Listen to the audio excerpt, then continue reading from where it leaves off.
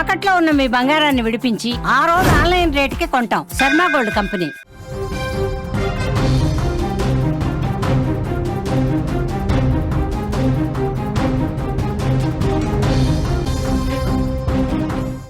మరి breaking news చూస్తున్నాం. పులివెందులో high tension వాతావరణం నెలకొన్నట్లుగా తెలుస్తోంది. పులివెందుల జెడ్పీటీసీ ఉప ఎన్నికకు రేపు పోలింగ్ జరుగుతున్న నేపథ్యంలో స్థానికంగా ఎలాంటి ఘర్షణ వాతావరణం తలెత్తకుండా పోలీసులైతే భారీగా మోహరించినట్లుగా తెలుస్తోంది. ఇప్పటికే స్థానికేతరులు ఎవరు ఉండకూడదంటూ కూడా పోలీసులు దండోరా వేపించారు. పోలింగ్ నేపథ్యంలో పలు చోట్ల ఘర్షణలు చోటు చేసుకోవచ్చనే కారణంగా అన్ని గ్రామాలు పోలీసులు నిఘాలో ఉన్నాయి. మరోపక్క ఎవరైనా కూడా రూల్స్ ను అతిక్రమించినా గొడవలకు పాల్పడితే కఠిన చర్యలు తీసుకుంటామంటూ కూడా పోలీసులు హెచ్చరిస్తున్నారు. ఇక ఇదే అంశానికి సంబంధించిన మరింత సమాచారం మా కడప ప్రతినిధి సుదర్శన్ రెడ్డి లైవ్ లో అందిస్తారు. సుదర్శన్, ఏంటి పులివెందులో హై టెన్షన్ వాతావరణం కనిపిస్తోందా? అక్కడ హై అలర్ట్స్ జారీ చేసినట్లుగా తెలుస్తోంది. ఏంటి అక్కడ సిచ్యువేషన్?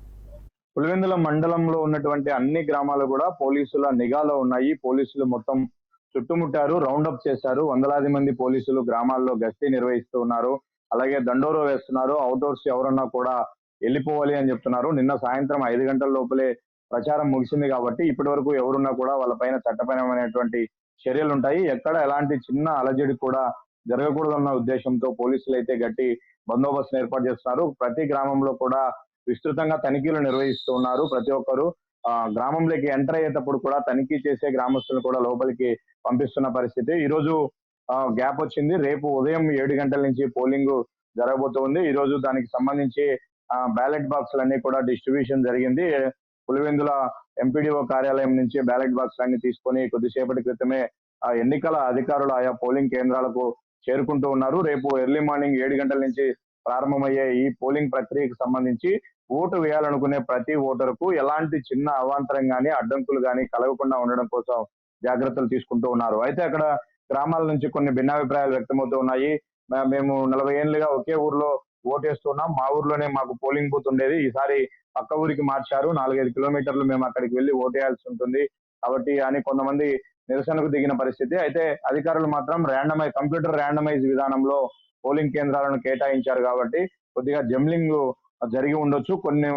ఒక ఊర్లో ఉన్నటువంటి కొంతమంది ఓటర్లు మరో ఊర్లో ఉన్నటువంటి పోలింగ్ బూత్ కు కేటాయించి ఉండవచ్చు తప్ప అందులో ఎలాంటి దురుద్దేశం లేదు. కాబట్టి ఆ పక్క ఊరికి వెళ్ళి ఓటేయడానికి కూడా ఓటర్లందరికీ ట్రాన్స్పోర్ట్ సౌకర్యం కూడా ఎన్నికల కమిషనే కల్పిస్తూ ఉంది.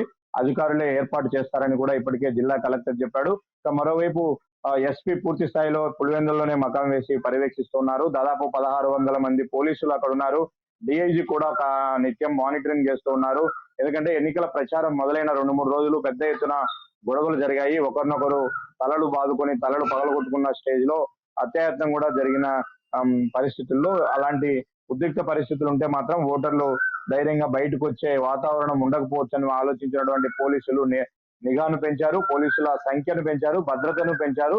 పూర్తి స్థాయిలో ఇప్పుడు ఏవైతే 5 పంచాయతీలు 6 గ్రామాల్లో రేపు 15 పోలింగ్ కేంద్రాలలో పులివెందుల్లో ఓటింగ్ జరగబోతుంది. ఈ 15 పోలింగ్ కేంద్రాలకు సంబంధించి ఒక్కొక్క పోలింగ్ కేంద్రంలో ఒక సిఐతో పాటు 2 ఎస్ఐలు, సుమారుగా 100 మంది కానిస్టేబుల్ అక్కడ భద్రతా చర్యలు తీసుకునే విధంగా ఏర్పాట్లు చేసిన పరిస్థితి కనిపిస్తోంది. ఫ్రీ అండ్ ఫెయిర్ ఎలక్షన్ కావాలనే 2 పార్టీలు కూడా కోరుకుంటున్న నేపథ్యంలో ఇప్పుడు పూర్తి స్థాయిలో అలాంటి వాతావరణాన్ని కల్పించడం కోసం పోలీసులు భావిస్తున్నారు. ఇప్పటికే ఆయా గ్రామాల్లో భారీగా కవాతు కూడా నిర్వహించారు. ఎవరు ఎక్కడ ఎలాంటి చెడు అభిప్రాయం ఉన్నా, వేరే గొడవలు చేయాలన్న ఉద్దేశం ఉన్నా కూడా అలాంటి వాళ్ళందరికీ ఒక భయం కలిగే విధంగా అలాంటి వాళ్ళందరూ కూడా ఎక్కడ అవాంఛనీయ సంఘటనలకు పాల్పడకుండా ఉండడం కోసం కూడా పోలీసులు అన్ని రకాల చర్యలు తీసుకుంటున్న పరిస్థితి కనిపిస్తుంది. దాదాపు పోలింగ్ ఎప్పటి వరకు జరిగే అవకాశాలు కనిపిస్తున్నాయి? ప్రధానంగా ఈ జెడ్పీటీసీ ఉప ఎన్నికకు సంబంధించి అక్కడున్న ప్రజలు ఏమంటున్నారు? వాళ్ళ ఒపీనియన్ ఏ విధంగా ఉంది?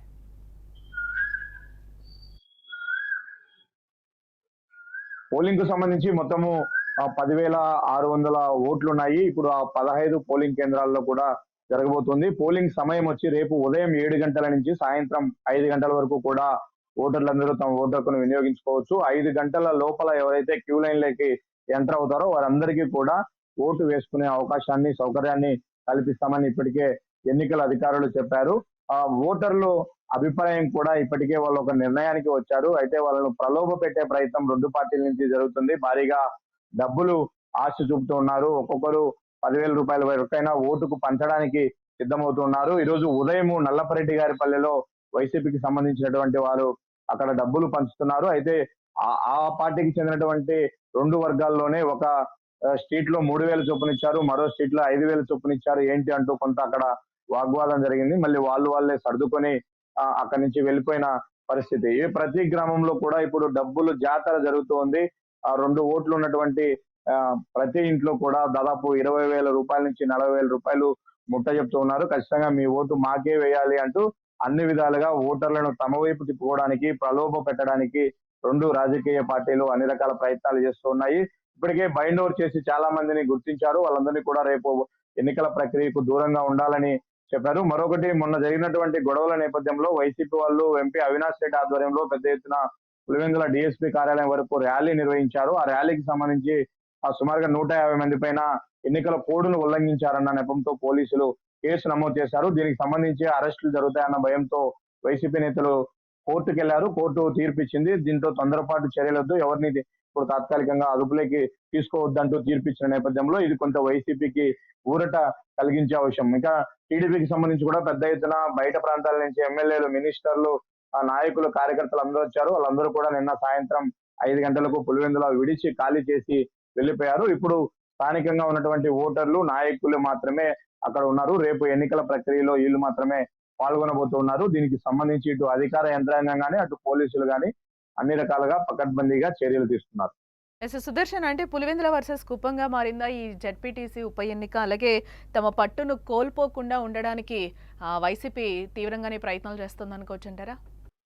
గతంలో కుప్పంలో జగన్మోహన్ రెడ్డి సీఎం గా ఉన్నప్పుడు ఏ ఫ్యాక్టరీస్ అయితే చేశాడో ఇప్పుడు పులివెందులో కూడా అదే ఫ్యాక్టరీ చేయాలన్నదే టీడీపీ లక్ష్యము. అక్కడ 30 ఏళ్లుగా అసలు ఏకగ్రీవం అయితే వచ్చింది. 30 ఏళ్లుగా ఇంతవరకు పులివెందుల జెడ్పీటీసీ స్థానానికి ఎన్నికలే జరగలేదు. 1 సైడ్ గా వచ్చింది. వైఎస్ కుటుంబము ఎవరిని ప్రపోజ్ చేస్తే వాళ్ళే ఏకగ్రీవంగా జెడ్పీటీసీగా గెలుస్తున్న పరిస్థితి. 30 ఏళ్ల తర్వాత మొట్టమొదటిసారి పోటీ జరుగుతూ ఉంది. ప్రజాస్వామ్యాన్ని మేము పోటీ పెట్టడం ద్వారా అక్కడ బతికించాము. మేమే కాదు, మాతో పాటు చాలా మంది ఇండిపెండెంట్లు కూడా పోటీ చేసే వాతావరణాన్ని మా ప్రభుత్వం కల్పించిందని ఆ ప్రక్రియను అయితే టీడీపీ చాలా గొప్పగా ప్రజెంట్ చేసుకుంటూ ఉంది. కానీ పోటీ జరిగినా మాకు ఎలాంటి ఇబ్బంది లేదు. కాకపోతే ఫ్రీ అండ్ ఫెయిర్ ఎలక్షన్ జరగాలి, ఎలాంటి గొడవలు లేకుండా, ఎలాంటి ఇబ్బందులు కలిగించకుండా ప్రశాంత వాతావరణంలో ఎలక్షన్ నిర్వహించండి, పులివెందుల ప్రజలు మా వైపే ఉన్నారు అన్న ఒక ధీమాలో వైసీపీ ఉంది. మీరన్నట్టు వైసీపీ పట్టు నిలుపుకోవడానికి అన్ని విధాలుగా ప్రయత్నాలు చేస్తూ ఉంటే, మొదటిసారి అక్కడ పట్టు సాధించాలన్న కోణంలో టీడీపీ కొంత ప్రయత్నం చేస్తూ ఉంది. టీడీపీ ఒక ప్రయోగాత్మకమైనటువంటి పోటీనే ఇక్కడ పెట్టిందని చెప్పవచ్చు.